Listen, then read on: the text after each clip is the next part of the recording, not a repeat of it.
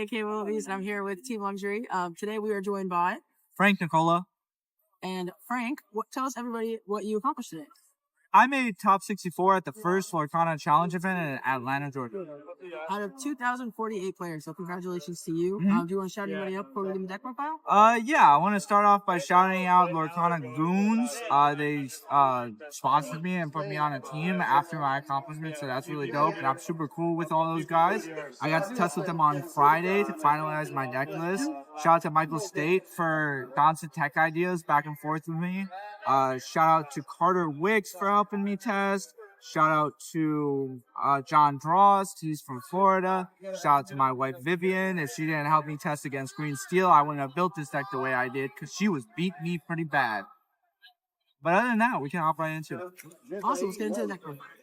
Alright, I played Ruby Amethyst, but I did a little bit different compared to most people. This version of the deck is very low to the ground. So this will help you in your green matchups and like aggro. And that's what I was scared of playing against. So I built a deck that would eat that. And I have a 50-50 against the mirror. So let's get right into it. For my low drop reds, or I'll start with the Ruby part first. I played 2 of the small queen and 1 of the big queen. This is kind of just a bomb against like blue decks because if you play this on 5 against Hiram, you have to draw so many cards. Like Hiram has 6 defense and only hits back for 1. So you could just like hit it with Olafs and all kinds of stuff, draw like 3-4 cards. This is for aggro, like you want to hit Curse Mofolk or Flynn, and it stays alive after you hit the Flynn. So it comes in, it hits something, or it'll hit like a location. It just gets in and get out. And sometimes you could shift, but I rarely ever did that. I played 3 Surfer Minis. This is how you beat everybody. Like this, if this sticks versus no matter what deck, even if they're on steel, they have to sing like Strength of a Raging Fire with 3 dudes on board. I'm usually clearing at least 1 before I play this. She has evasive, so unless they're playing Fishhook, which a lot of people aren't, this is a real problem. Like, unless they open theirs, and even if they do open theirs, they gotta think when they want to quest or trade. Because if you clap back with a crab, it's like you make the game unwinnable for them. This is something very different that I got trolled for a while, but I only played 2 Maui. For me, day 1, Maui was just ink. I played Maui against like a McDuck's Manor once. But in my thought process, I was like, okay, so I'm going to play against Ursula, or I'm going to play against discard, any kind of discard deck, Whole New World deck, whatever. And it's really just not going to come out early. I need something and stuff that can kill shifted queens and stuff early, before like turn 5. Because by turn 5, they're already set up. This card's essential goal is to clear a shift card or to get rid of a castle. Like that's what it does.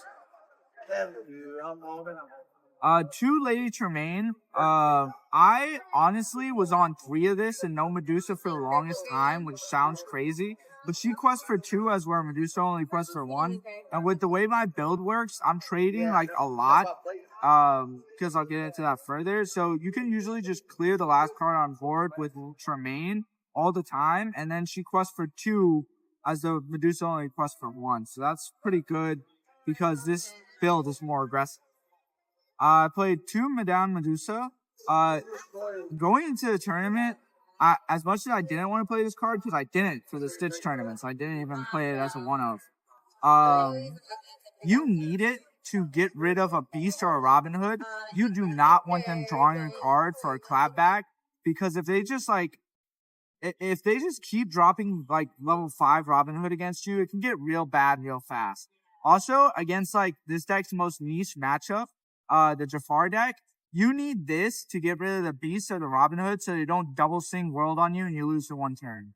So Medusa or Tremaine can't really get rid of those as easily, so this is why you would have played this. To be prepared, this is also not standard at all. Most people play 3 or 4 of this card, but like I said, I really didn't want to play against Green Steel, where if I mulligan and I drew into like 1 or 2 of these, then they're guaranteed to get draws off their Prince John with an Ursula on like 5 or 6, sometimes even turn 4 if they have the Prince John already established. So I was like, well, let me just decrease the chances of that, because this card essentially is a failsafe.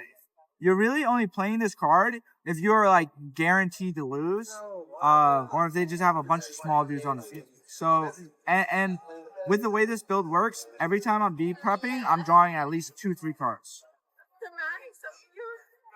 I got for the Amethyst part of the deck, my 1-drops are 2 Olaf, 4 Rafiki, and then my favorite card in the whole deck, Archimedes.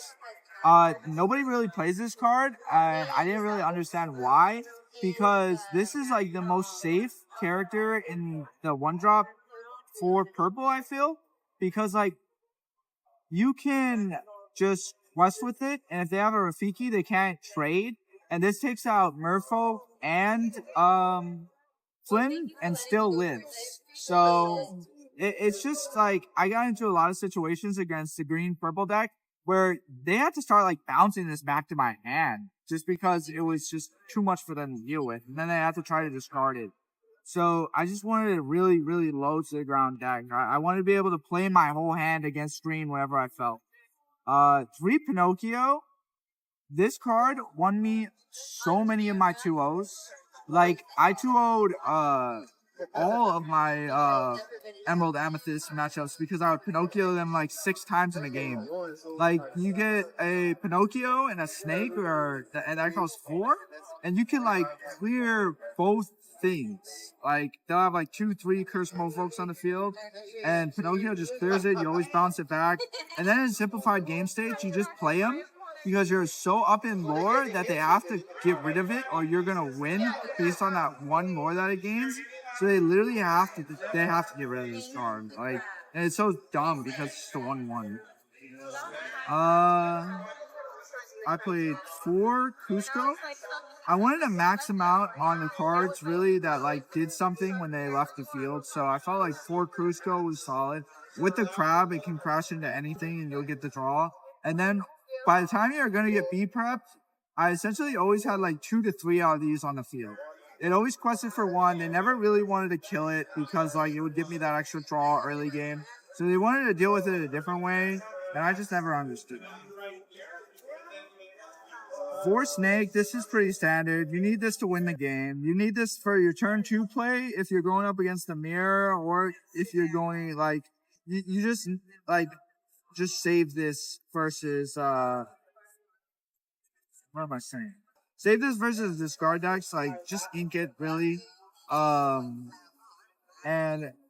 you get into the simplified game state against the like green decks, you need at least like 2 of them to bounce back to Pinocchio with a small amount of ink. So you can then play the Pinocchio again and then just take out the whole board. I almost played 3 though. 1 Spellbook. This is really just like to put as much aggro on the mirror match as possible. I 2-0'd like 2 mirrors yesterday, which was pretty cool. And then this, if they don't answer it or they just don't think it's a problem, it's going to creep up onto them. And then once you get to like 14, 15 lore with this deck, you're almost guaranteed to win. 4 friends on the other side with 2 Maleficents. This was like, you have to play for this. I don't care about Ursula Deceiver. Worst case scenario, you see they're playing green, you ink it, you don't play it, you don't need to draw cards. And then this is just a solid like mid to late game card. I would not play more. The registration for the 2 p.m. constructed will renew online as well as in line. So you can make the line or you can use Melee to go ahead and register for the 2 p.m. core constructed. This is the regular constructed, it does not have any sort of you can either stay in line or register online in about 2 minutes. Okay, but yeah, I wouldn't play more than 2 Maleficents because Maleficents just dies to all the songs like Strength, Let the Storm Rage On. It's just too weak. So that's I really just played this game mid to late game. It's the only time I'm dropping Maleficent on the board. A lot of times it was Ink versus the discard decks. I played 3 Crab. A lot of people play 4. I didn't play 4 because I wanted to rush Rafiki. It essentially accomplishes the same goal where you can just take out the castle with the crab and Rafiki. And this just beats all the aggro decks. This card essentially has bodyguard because if they don't get rid of it, it's gonna just clear every like card they have. If you have 5 ink, it's also really cool. They're never gonna expect it. They don't sing with the Ursula or do anything with it. And then you play Pinocchio, exert it, put this down and clear it, and you still have your Pinocchio to bounce back on the following turn and do the same plays all over again. For Fox, you need this card. I'm not even gonna explain that one. It's like the best rush card in your deck. 3 Queen's Castle.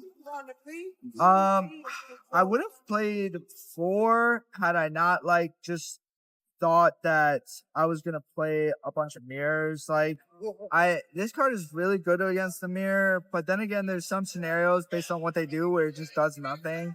And in my top 64, I prioritized this card a little too much in a simplified game state, and you just had the answers. So that's unfortunate. But against like the Tempo deck and Green Steel, this card just wins you the game. They're never playing Rise of the Titans. They only have Zeus, and if you could just keep them at bay with Pinocchio, they'll never be able to do this. 4 Merlin goats and 4 Merlin rabbits, and these are just also self-explanatory. There's no way you cut these. Even moving forward, this is I don't know like what you play like for the amount of mem stuff moving forward, but I know no matter what purple deck you play, these need to be in there somewhere. That was the deck overall. Overall, I'm really happy with my experience. Like all of the green decks that I played against, after I 2-0'd them, they're like, man, your deck's so low to the ground. And like, I've never seen this before with Ruby Amethyst. This is crazy. And like, if you put the hours in to playing this game, like on Pixelborn or with your friends or whoever, you will do well at these events. Just like, if you get draws early on or whatever, just shake it off. Because I had to climb a mountain to get to top 64.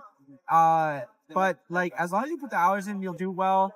And a lot of my friends said I wouldn't, and I did better than all of them. So that's all.